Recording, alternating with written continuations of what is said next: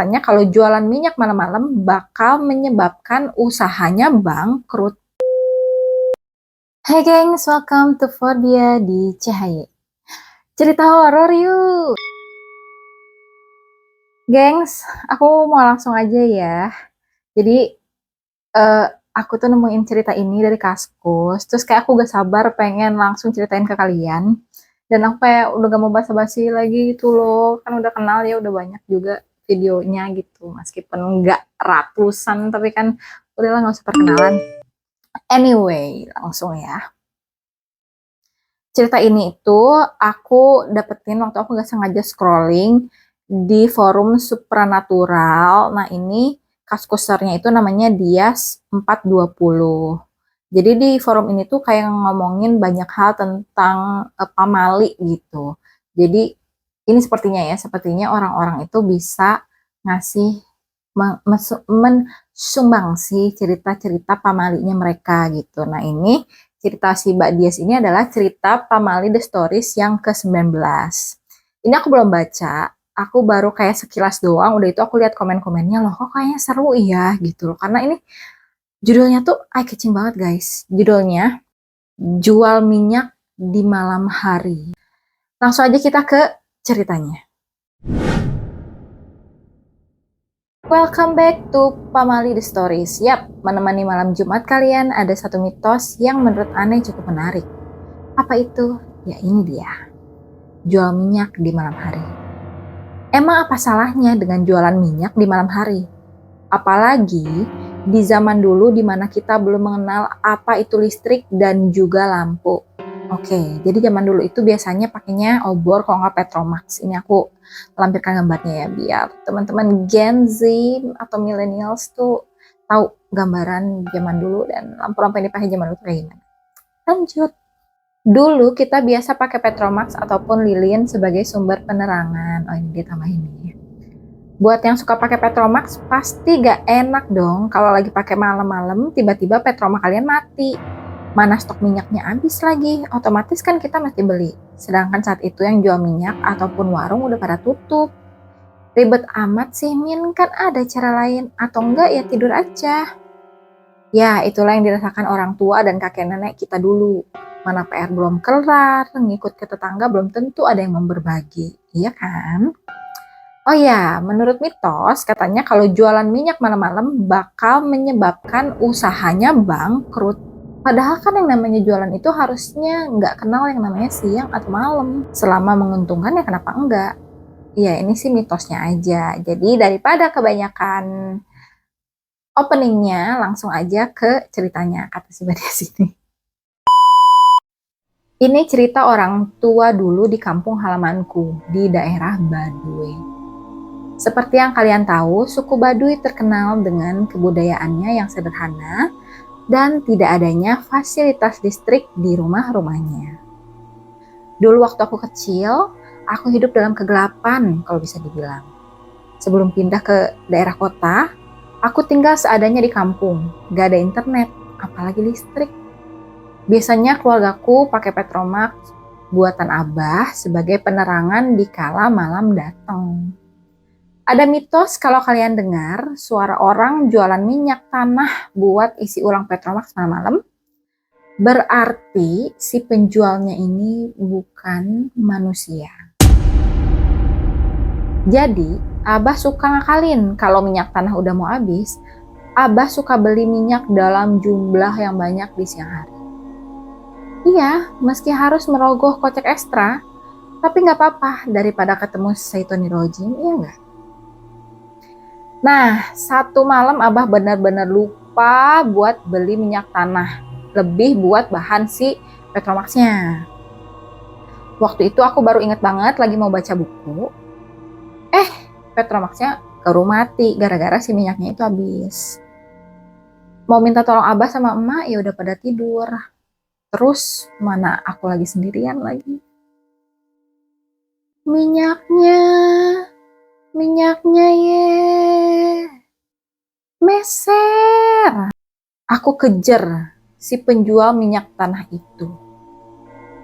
Oh oke, jadi pas minyaknya itu tuh ada suara tukang jual minyak di luar, lalu si Mbak Dias ini bilang meser beli gitu. Udah itu si Mbak Diasnya kejar si penjual minyak tanah itu. Tetapi penjual itu sudah pergi cukup jauh. Cuma demi bisa mengejar ilmu, mengerjakan PR di malam hari, akhirnya aku gak mau nyerah. Aku lari cukup jauh dan akhirnya dapatlah kekejar itu si penjual minyak tanah. Yang ternyata, loh, Uwa, nah, Uwa tuh kayak paman atau bibi gitu, tapi kayak kakaknya orang tua kita gitu. Uwa katanya. Eh, Nanda, ini jadi namanya dia siapa Nanda sih? Tapi udah Nanda kita baca aja ya. Nanda, punten gak kedengeran. Ternyata yang jual minyak itu adalah Uwa aku sendiri, namanya Uwa Ading. Uwa tumben jualan minyak, bukannya Uwa teh jualannya beras. Nggak laku, akhir-akhir ini teh usaha Uwa lagi gak beruntung. Nah makanya Uwa mau nyoba dagang minyak tanah. Mudah-mudahan hasil usaha ini akan ada hasilnya. Amin.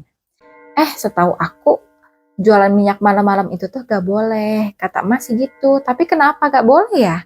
Padahal kan ada untungnya juga kalau jualannya malam-malam. Si Nanda ini kayak lagi nanyain gitu ke si uaknya ini. Terus kata uaknya tuh, weh udah jangan ngelamun, jangan ngelantur, nanti kemasukan lagi. Iya uak gitu kan. Udah itu mereka ngobrol cukup lama dan si uak ini ngasih satu kantong plastik minyak tanah gitu ya. Jadi satu kantong plastik itu besar gitu. Oke. Udah nggak apa-apa, pokoknya Uwa mah titip salam ke Abah sama emak kamu. Mudah-mudahan kamu bisa ngangkat derajatnya emak sama Abah kalau udah gede nanti ya. Iya, amin katanya. Terus si Uwanya bertuah lagi katanya gini, sing jadi anak yang berbakti sama orang tua, sing jadi anak yang disayangi orang tua, sing jadi anak yang sukses, pinter, sama soleha. Ini beli minyak tanah aja banyak petuahnya ya. Kayak oke gitu. Amin gitu ya. Makasih ya Wak ya. Terus ya udah tuh Neng, Wak dagang lagi ya. Sok gerak uih. Sana buruan pulang katanya udah malam. Iya Wak. Akhirnya aku pamitan sama Wak. Sejak saat itu aku nggak pernah ngeliat Wak lagi. Sebenarnya jauh sebelum dia jual minyak. Merinding. Aku lanjutin, oke. Sejak saat itu aku nggak pernah ngeliat Wak lagi. Sebenarnya jauh sebelum dia jual minyak, Uwa udah meninggal gara-gara waktu itu warungnya dibobol maling. Oh my god, kalian harus tahu aku merinding. Kata Abah, dia terakhir ketemu Uwa waktu abis nganterin Uwa ke pasar buat beli stok minyak tanah. Pas mau dagang keesokan harinya, warungnya dibobol dan Uwa yang mencoba melawan malah meninggal dibunuh. Kejadiannya itu udah setahun lalu sebelum aku ketemu lagi sama Uwa. Tapi kenapa aku bisa lupa ya?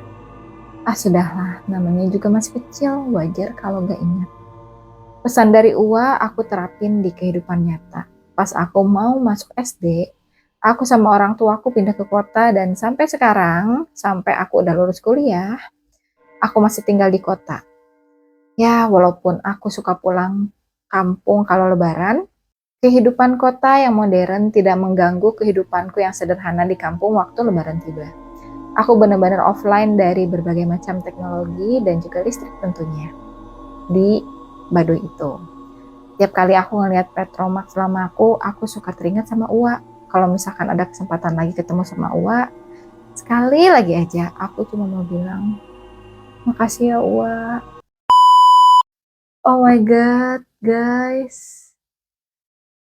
Aku merinding sih. Terus ini ya, kayak di beberapa cerita yang aku baca langsung kayak gitu, banyak orang kalau misalkan ketemu sosok makhluk atau arwah yang sudah meninggal, kadang seperti ingatan si manusianya tuh tentang orang tersebut yang udah meninggal tuh hilang gitu. Maksudnya kayak bahwa orang tersebut udah mati tuh kayak mereka tuh lupa gitu loh.